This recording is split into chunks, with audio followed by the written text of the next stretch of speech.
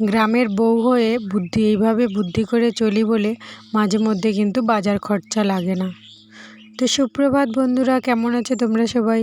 আশা করছি তোমরা সবাই অনেক অনেক ভালো আছো, আর তোমাদের আশীর্বাদে আমরাও অনেক ভালো আছি। তো অনু লাইফস্টাইলে তোমাদেরকে আরও একবার স্বাগত জানাই। আর তোমাদেরকে সঙ্গে নিয়ে এখন থেকেই শুরু করছি একটা নতুন ঝলমলে ব্লগ। চলো দেখতে থাকো ভিডিওটা, আশা করছি তোমাদেরও ভালো লাগবে। আর আজকের হলো শুক্রবার, আর এখন কিন্তু ঘড়িতে বাজে ওই 7টা 15 মতো। তো এখন থেকেই কিন্তু আমি আমার ভিডিওটাকে স্টার্ট করছি। আর আজকে যেহেতু রাস পূর্ণিমা, তাই আমার প্রিয় বন্ধুদের সবাইকে জানাই প্রীতি, শুভেচ্ছা ও ভালোবাসা। আর আজকে সকালে কিন্তু তোমাদেরকে বাসি কাজ দিয়ে শুরু করলাম না, কেন এই কাজগুলো আমি আগেই করে নিয়েছিলাম। আর তারপরে কিন্তু এখন দেখো আমি স্নান করে পুজো করে রেডি হয়ে নিয়েছি, আর তারপরে কিন্তু দেখো মাছ কুটতে বসে গেছি। আর প্রথমেই তোমরা দেখছিলে মা কিন্তু ওই উপর থেকে চাল থেকে একটু তুরুল পেড়ে দিচ্ছিল আজকের রান্না করার জন্য আর কি। আর যেহেতু আমাদের এখানে কিন্তু প্রত্যেক দিন বাজার বসে না, বা বাজারে কোনো সেরকমভাবে কিছু পাওয়াও যায় না, তো সেই জন্য আমাদের এখানে মানে সপ্তাহে 2 থেকে 3 দিন বাজার বসে। যেরকম মানে এই পাশে পাশে আছে, বুধবার সোমবার করে এক জায়গাতে হয়, আর একটা জায়গাতে হয় কিন্তু রবিবার দিন। আর এই বাজারগুলো কিন্তু বসে ওই বিকেলবেলা গিয়ে সব সবজি কিনে নিয়ে এসে রেখে দেওয়া হলে পরে এখন 2-3 দিন চলতে থাকে এই আর কি। আর আমাদের কিন্তু বাবা গিয়েছিল বুধবার দিন বিকেলে বাজারে, তো ওখান থেকে গিয়ে কিন্তু একটু আলু আর মানে পটল নিয়ে এসেছিলো, আর একটু বাঁধাকপি নিয়ে এসেছিলো। তো এখন সেরকমভাবে কিছু নেই, কয়েকটা মাত্র পটল পড়ে আছে আর হাফ মতো একটা বাঁধাকপি পড়ে আছে। তো তাই জন্য ভাবলাম যে ওগুলোতে একদিন খাওয়া হয়েছে, তো আজকের আর ওগুলো রান্না করব না। আজকের একটু দেখি বাগান থেকে কিছু কিনে নিয়ে আসবো আর কি। আর বাজারে না গেলেও মোটামুটি চালিয়ে নেওয়া যাবে। তাই জন্য কিন্তু মা দেখো সকালবেলা উঠেই তোমরা দেখেছো যে চাল থেকে কিন্তু তুরুল পেড়ে দিচ্ছিল। আর এদিকে হচ্ছে সকালবেলা কিন্তু বাবা জাল ফেলেছিল, তো কয়েকটা ছোট মাছ পড়েছিল, আমি যেটা প্রথমেই কেটে নিয়েছি আর কি।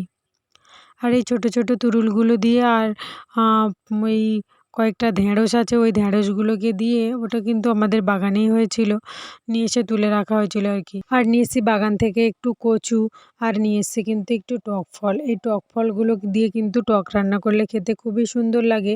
তো আজকে না আমি টক রান্না করব ভেবেছিলাম, তো কিন্তু মনে হবে না, একটু কম হয়ে যাবে আর কি। তো সেই জন্য কিন্তু আমি ওগুলোকে আজকে রেখে দিয়েছি, কেন কি আর কয়েকটা হলে না আর একটা তরকারি হয়ে যাবে আর কি।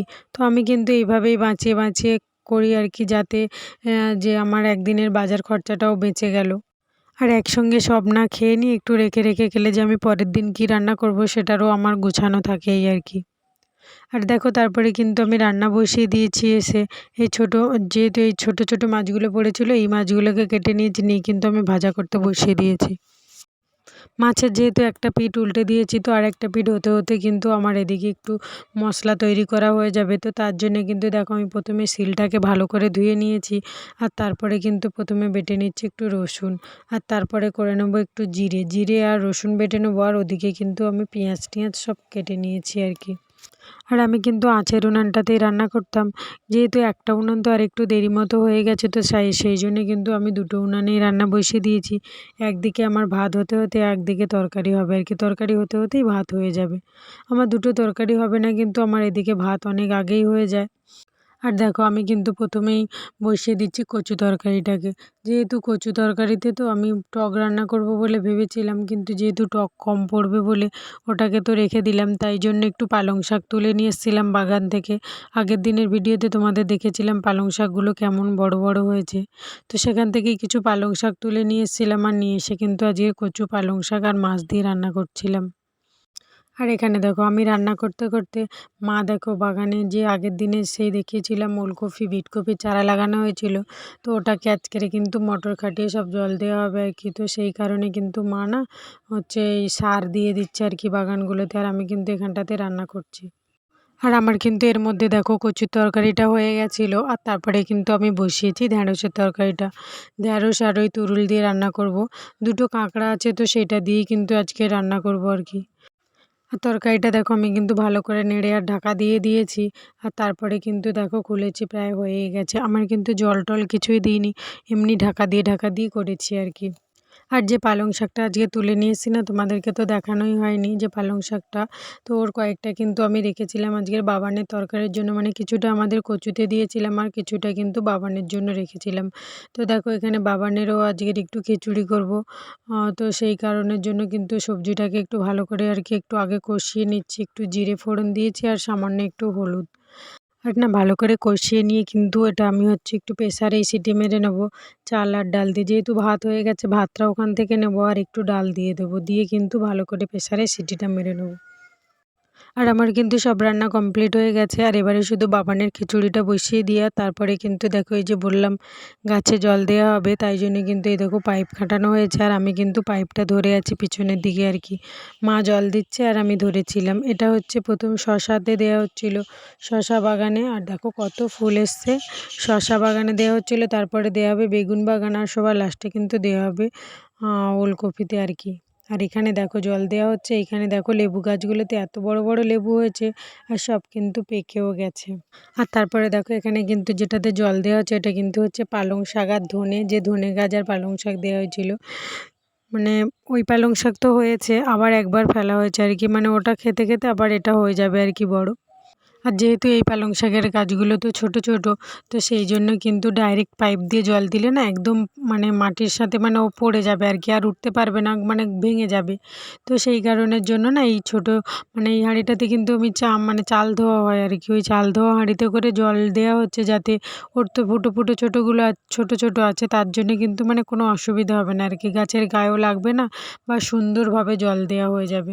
আর যেহেতু এখন একটা ওই জল দেওয়ার ঝাড়ি কিনতে গেলে না অনেক দাম লেগে যাবে, তো সেই কারণে বাড়িতে যে কালে আছে ওই জন্য কিন্তু একটু বুদ্ধি করেই মানে দিয়ে দেওয়া হচ্ছে আর কি, যে সেই টাকাটাও বেঁচে গেল আর জলটাও সুন্দরভাবে দেওয়া হয়ে গেল।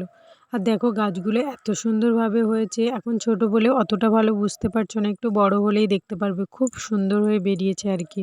আর এখানে দেখো ধনে গাছগুলো এত সুন্দর হয়েছে না, আর আমার তো ধনে পাতা এত সুন্দর খেতে লাগে কি বলবো তোমাদেরকে, মনে হয় ধনেপাতার গন্ধে আমার পেট ভরে গেছে। কিন্তু জানো তো বাবা আবার ধনেপাতা খায় না, ওই জন্য একটু আমাদের বাড়িতে তরকারিতে দেওয়া খুব প্রবলেম হয়ে যায় আর কি। আর এদিকে জানো তো যে বাগানে জল দিয়ে এসে দেখি, আর এই যে প্রেসারে বাবানের খিচুড়িটা বসিয়েছিলাম, সে গ্যাস না হঠাৎ করে শেষ হয়ে গেছে, তো তাই জন্য ভাবলাম যে ওটাকে একটু উনানেই করে নিই আর কি। কেন কি 12টা তো বেজে গেছে আর বাবান তো এখন খাবে, ওকে স্নান করিয়ে উঠলেই কিন্তু ও খাওয়ার জন্য কান্নাকাটি করবে, তো সেই জন্য কিন্তু তাড়াতাড়ি করে আমি ওকে স্নান করানোর আগেই কিন্তু এটা উনানে বসিয়ে দিয়েছি। আর বাবানকে কিন্তু আমি তেল মাখিয়ে দিয়েছি, ও কিন্তু ওই দাদার সাথে ওখানে মোটরে জল দেওয়াতে ব্যস্ত আছে আর কি। আমি এই ফাঁকে তাড়াতাড়ি করে কিন্তু ওর খিচুড়িটাকে, যেহেতু হয়ে গেছিলো প্রায় অল্প একটু বাকি ছিল, তাই জন্য ভাবলাম যে উনানে করে নিই, তো তাই জন্য কিন্তু আমি বসিয়ে দিয়েছি। আর ও আসলে না একটু উনানে জাল দেবে, তারপরে একটু রান্না করবে আর কি, এইসব করতে থাকবে। আর তারপরে দেখো আমার খিচুড়িটা কিন্তু হয়ে গেছিলো, আর এটাকে কিন্তু আমি প্রেসার কুকারে ঢেলে রাখছিলাম আর কি। আর তারপরে কিন্তু তোমাদের সাথে আমার দেখা হচ্ছে আবার সেই বিকেলবেলাতে। এখন দেখো আমি এসে কিন্তু জামা কাপড়গুলোকে তুলে নিচ্ছিলাম, আর জামা কাপড়গুলো না খুব সুন্দর শুকিয়ে গেছে, এখন যা রোদ, তাতে না শুকিয়ে কি লাভ আছে বলো তো, এত সুন্দর রোদ আর এক পুরো হাওয়া, খুব সুন্দর। আর তারপরে না এখানটাতে ওই জালটাকেও আমি তুলে নেবো, কেন এই জালটা ফেলছিল, ওই যে বললাম সকালবেলা কিন্তু মা এই বাবা জাল ফেলেছিল মাছ ধরার জন্য, তো সেই জন্য কিন্তু এটাকে আবার গুছিয়ে রেখে দিচ্ছি, ওরা কিন্তু আবার রাত্রিরে নদীতে জাল ফেলতে যাবে, তো সেই জন্য আমি আবার বাইরেও রেখে দেবো আর কি। আর এর মধ্যে দেখো বাবানও কিন্তু ঘুম থেকে উঠে পড়েছে, আর ওকে কিন্তু এখন একটু আমি টিফিন খাইয়ে নেবো। আর তারপরে দেখো এখানটাতে যে মুরগিগুলো থাকে না, ওই মুরগিগুলোকেও কিন্তু এখন ছেড়ে দিয়েছি। আর দেখো সামনে ধান সব পেকে গেছে, এত সুন্দর লাগছে না মাঠটা, কি বলবো, মানে খুব সুন্দর লাগছে আর কি। আর এখানে যেগুলো তোমাদেরকে দেখাচ্ছি এটা কি বলো তো, ওই পেঁয়াজ গাছ আর পেঁয়াজের তলা আর কি, মানে দানা ফেলা হয়েছিল, তো সেইটা বেরিয়েছে এত সুন্দর হয়ে। আর পাশে ছিল ওই লঙ্কা তলা, যে আগের দিনে লঙ্কা তুলেছিলাম, মানে চারা তুলেছিলাম, আর কয়েকটা চারা মানে ছোট ছোট ছিল, সেইগুলো কিন্তু রয়েছে আর কি। আর এখানে দেখো পুরো অন্ধকার হয়ে গেছে, প্রায় সন্ধ্যা হয়ে গেছে আর কি। আর বাবান দেখো আমার সঙ্গে গেছে রাস্তা ঝাড় দিতে, এখানে ওই গরু বেঁধে রাখি তো, তো সেই জন্য আর কি। তো বন্ধুরা, আজকের ভিডিওটা কিন্তু আমি এখানটাতেই শেষ করব। তোমাদের এই ছোট্ট বোনটি যদি কোনো ভুল ত্রুটি করে থাকে তো অবশ্যই মার্জনা করে দিও। আর ভিডিওটি যদি ভালো লেগে থাকে অবশ্যই একটা লাইক, শেয়ার অ্যান্ড সাবস্ক্রাইব করে দিও। টাটা, দেখা হচ্ছে নেক্সট ভিডিওতে।